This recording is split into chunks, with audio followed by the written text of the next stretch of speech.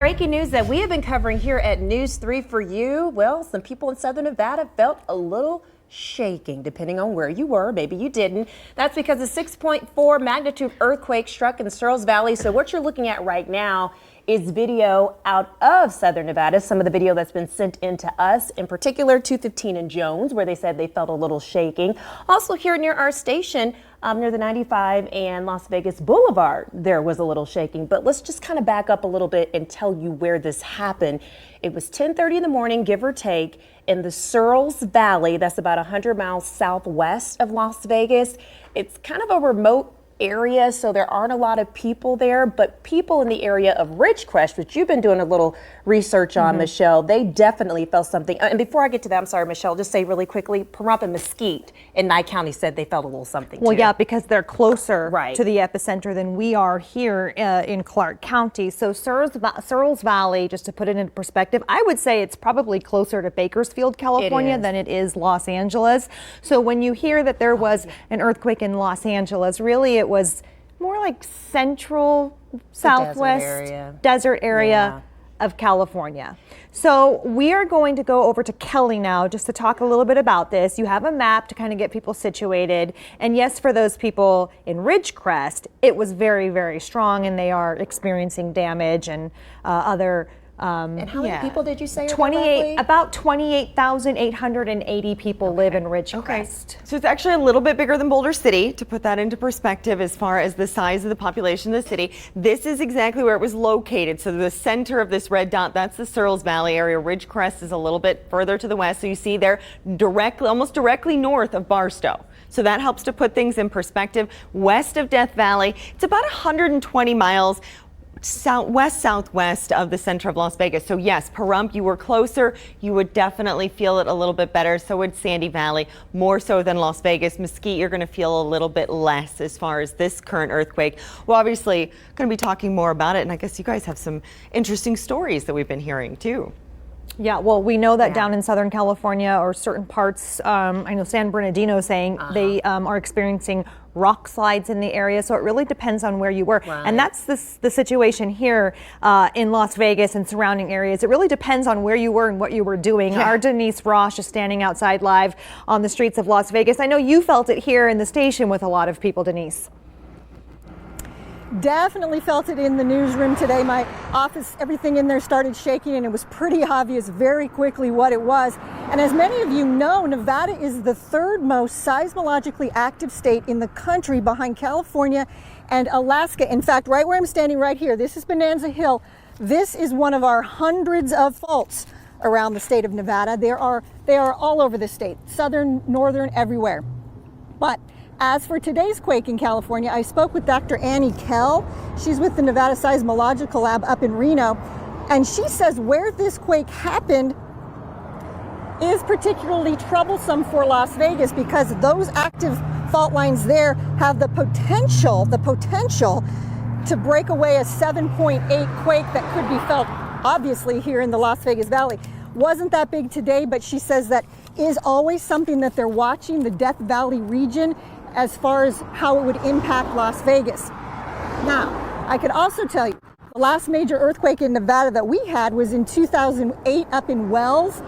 That was a 6.0 and caused, listen to this, $10.5 million in damage. So today's event, we can certainly say, no small matter.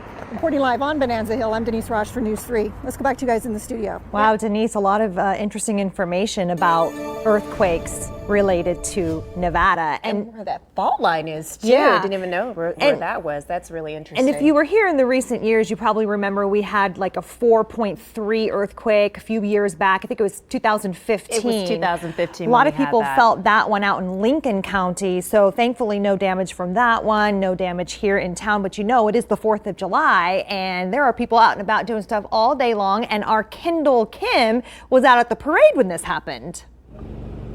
Hi, good morning. Yeah, we were here out working the parade here around 10:30 this morning.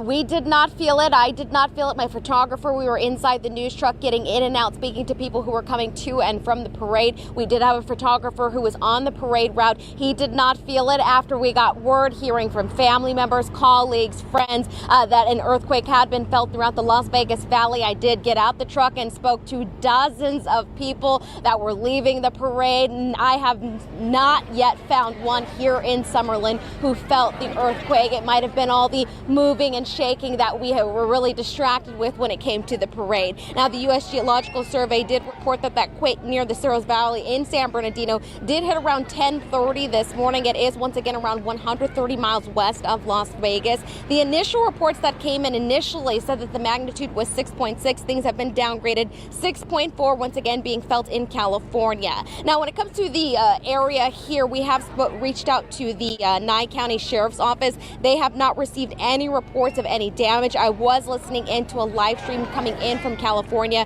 where the USGS was speaking about smaller quakes that have been felt in the same exact area since then. These would be called aftershocks, magnitudes ranging between 2.7 and 4.7. Here, we have not felt anything since then in Summerlin and also in Southern Nevada, really just that initial shaking that was felt around the valley.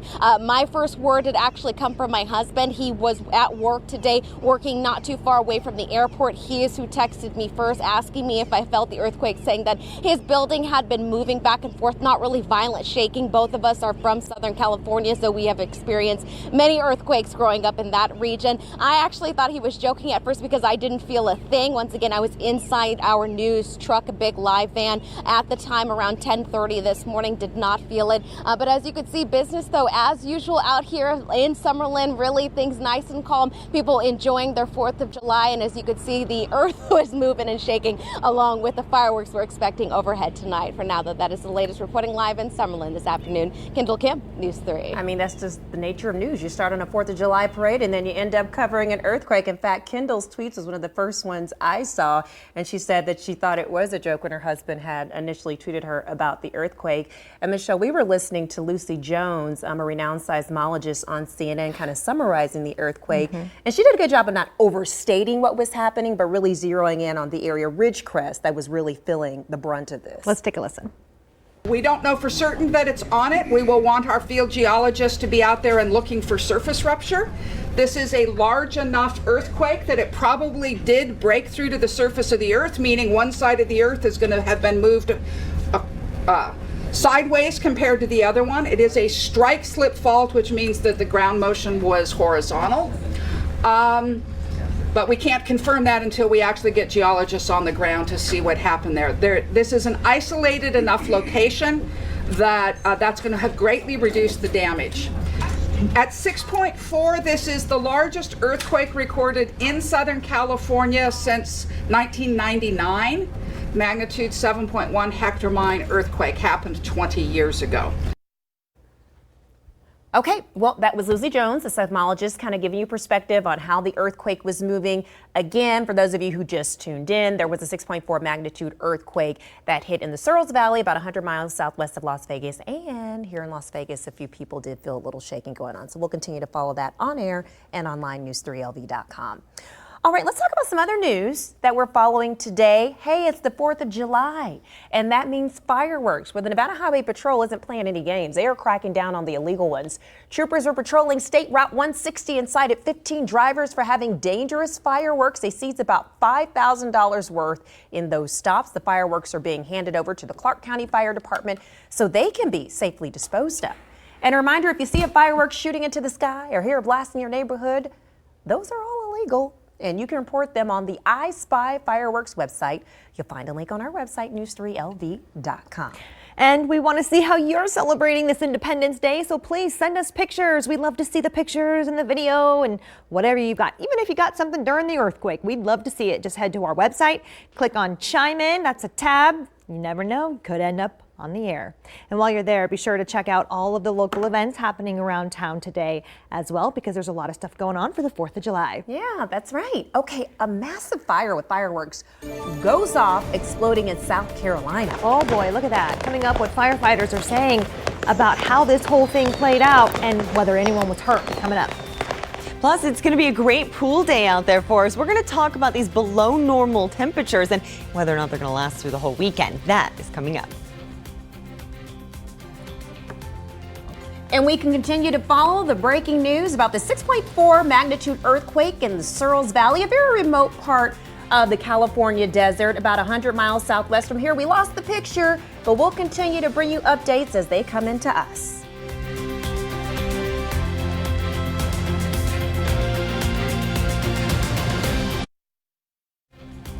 All right, welcome back in at 12:12. We are looking at video from a fire at a house in Ridgecrest. So this is kind of the epicenter of where that 6.4 earthquake struck. This is in the Californian desert here.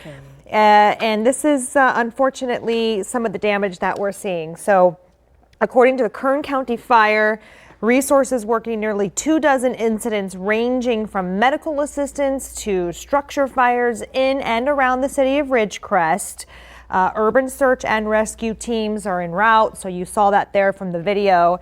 And unfortunately, this affecting a lot of people there. About 28,000, a little more than 28,000 people live in Ridgecrest, so it's not a highly populated area, but for those people today, very serious situation for them. And some of them talking, saying this was very scary, and they've lived in California their whole lives. They say this is the biggest one that they have ever experienced, and we know this is the biggest one since 1999, so it's been about 20 years since they've had an earthquake in California at a 6.4. And they're still feeling the aftershocks. Yeah, a lot of aftershocks. When we were watching together, they had people live on air who said, whoa, we're feeling something right now. Yeah. So they're going to continue to have it throughout the day, more than likely, and probably for the rest of the weekend. Okay. Crews battling a massive fire near 2 fireworks stores in South Carolina. Look at that. It happened this morning in a parking lot between these stores in Fort Mill. So you see the flames spreading as fireworks explode into the sky. Fire officials say the fire sparked inside a container that belonged to Davy Jones Fireworks. Crews have put out the fire. No reports of any injuries, but officials say the scorched container held dozens of cardboard boxes that were filled with fireworks. There are calls that firefighters can look at and say, this is a once in a lifetime, just because of the volume. And this clearly was a once in a lifetime call that we usually don't go to and hope we never have to go to again. No word yet on what actually caused that incident, but boy, they really had an incident on their hands. All right, a brother and